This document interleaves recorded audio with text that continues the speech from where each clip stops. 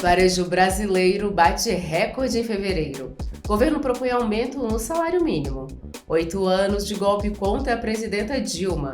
As privatizações no estado de São Paulo e muito mais. Eu sou Matos e esse é o 13 Minutos, seu podcast semanal de notícias da TVPT.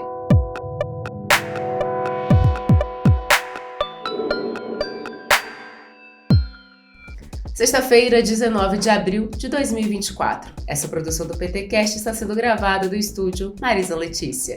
Estou usando o macacão vermelho com a blusa branca por baixo, tênis branco, brincos pretos, anel marrom e o relógio aqui, sempre do lado esquerdo, nosso lado favorito, é claro. Os meus cabelos são bem curtinhos e esse é o meu sinal em Libras. Dito isso, você fica agora com um resumo do que foi notícia na rede PT de comunicação. Vem comigo! O jornal PT Brasil começou a semana com mais um resultado positivo do governo Lula. É que o aquecimento da economia fez o varejo bater recorde em fevereiro deste ano, segundo pesquisa do IBGE. As vendas do setor cresceram mais de 8%, quando comparadas ao mesmo mês de 2023, maior patamar desde 2013. Na segunda, o editor do portal de notícias do PT Nacional, Fernando Brasil, comentou os fatores que vêm favorecendo o comércio. As causas desse quadro aí positivo são inflação em queda, o aumento da renda, né, o aumento dos empregos, os empregos formais principalmente, mas caminhando lado a lado com a expansão do crédito aí beneficiada por uma Selic, vamos dizer assim, um pouco menos sufocante no pescoço das famílias. Eu gosto de usar essa expressão aqui. Mas também não é só isso não. Como eu também já tinha adiantado aqui, tem também a contribuição do varejo ampliado. O que é o varejo ampliado? O varejo ampliado é aquele que cobre a indústria pesada, né? O setor de veículos, por exemplo, e de material de construção. Além também do atacado alimentício, e também esse setor confirmou a tendência de alta aí, com um resultado muito forte. A expansão das vendas atingiu 9,7% em fevereiro, na comparação com o mês de fevereiro do ano passado. Na terça, a pauta foi mais um programa de sucesso do governo federal, o Desenrola Brasil. O deputado federal pelo PT de São Paulo e relator do projeto, Alencar Santana, comentou sobre as conquistas do programa. A taxa de recuperação de dívidas do brasileiro, por exemplo, ultrapassou 64% em 2023, de acordo com uma pesquisa realizada pelo Serasa Experian. O Desenrola, por si só, permitiu que diversas pessoas renegociassem suas dívidas, um benefício pessoal, familiar, para a economia brasileira, e da outra ponta também um benefício para o credor, que às vezes estava até desanimado em receber esse pagamento. Então foi algo muito positivo e sem dúvida também incentivou que mesmo aquele credor cujo tipo de dívida não estava previsto para estar no Desenrola, eventualmente também oferecessem desconto em outros tipos de negociação, incentivando mais pessoas a quitarem aí os seus débitos e aí ter esse número recorde de 64% daquilo que foi em 2023. O Desenrola reinseriu milhões de brasileiros novamente na atividade econômica de uma maneira plena. Sem dúvida, novos negócios aconteceram, o que acaba fomentando e tendo reflexo aí para muitos setores, né? Então é algo extremamente positivo. E uma pesquisa realizada pela Quaest revelou que 52% da população de São Paulo é contra a privatização da Sabesp, cujo leilão está previsto para acontecer no início do segundo semestre. Na terça, o jornal PT Brasil recebeu o deputado federal pelo PT de São Paulo, Gilmar Tato.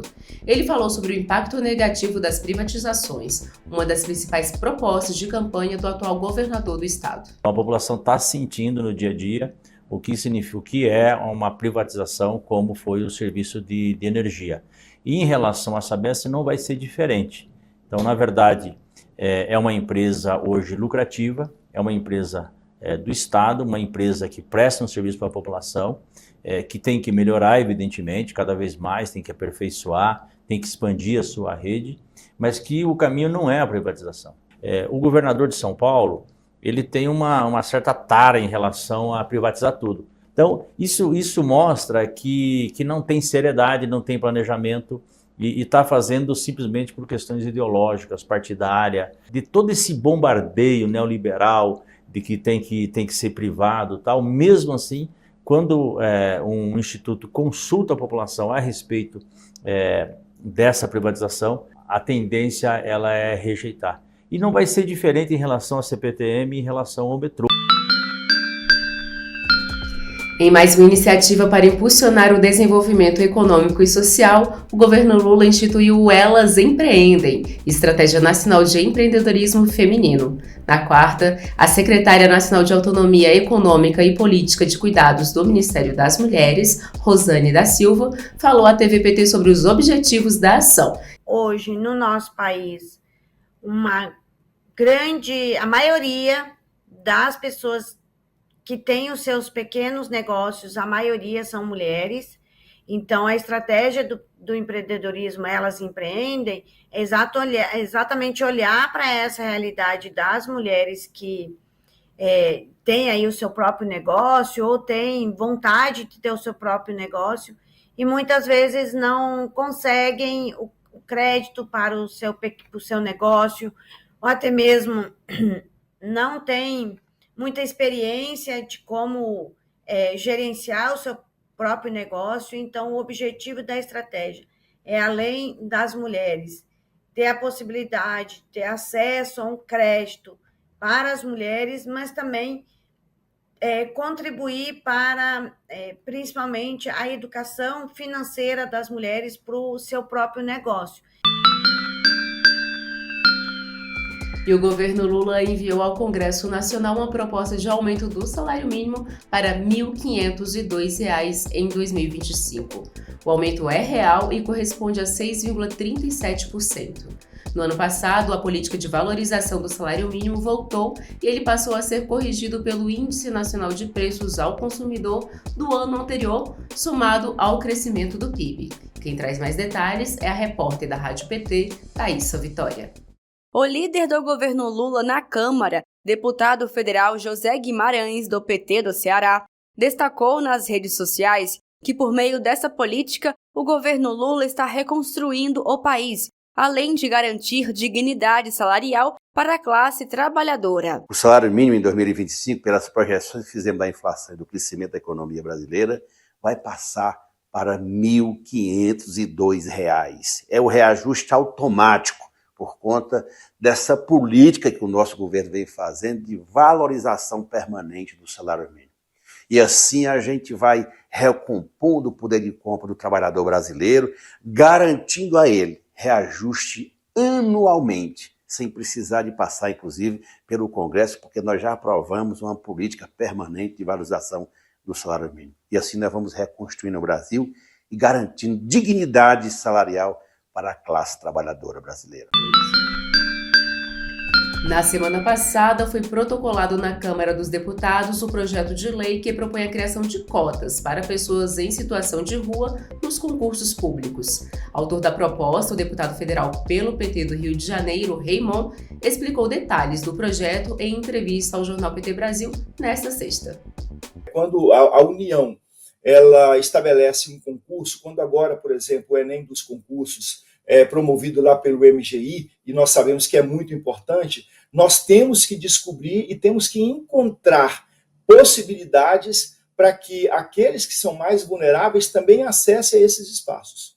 Então, nós temos que criar condições, olhando o perfil da população em situação de rua, criar condições para que esses homens também e mulheres, e não serão todos, claro, porque dependerá da capacidade, mas dependerá também da possibilidade dessas pessoas encararem um concurso público, que não é fácil para ninguém, imagina para eles, mas alguns, e eu sei que não só alguns, muito poucos, mas alguns muitos, poderão, tendo um incentivo, a gente pode ir criando essa cultura de que eles também podem ser inseridos também naquelas que são as vagas colocadas pelo governo.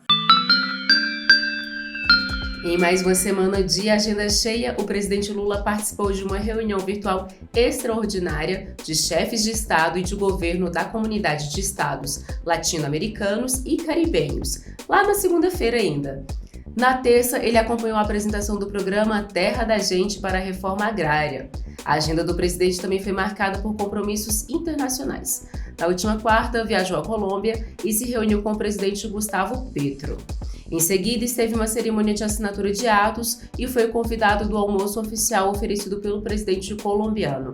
Ainda na quarta, Lula compareceu à sessão de encerramento do Fórum Empresarial Brasil-Colômbia e, mais tarde, esteve na cerimônia de inauguração da 36ª Feira Internacional do Livro de Bogotá, onde visitou o pavilhão brasileiro.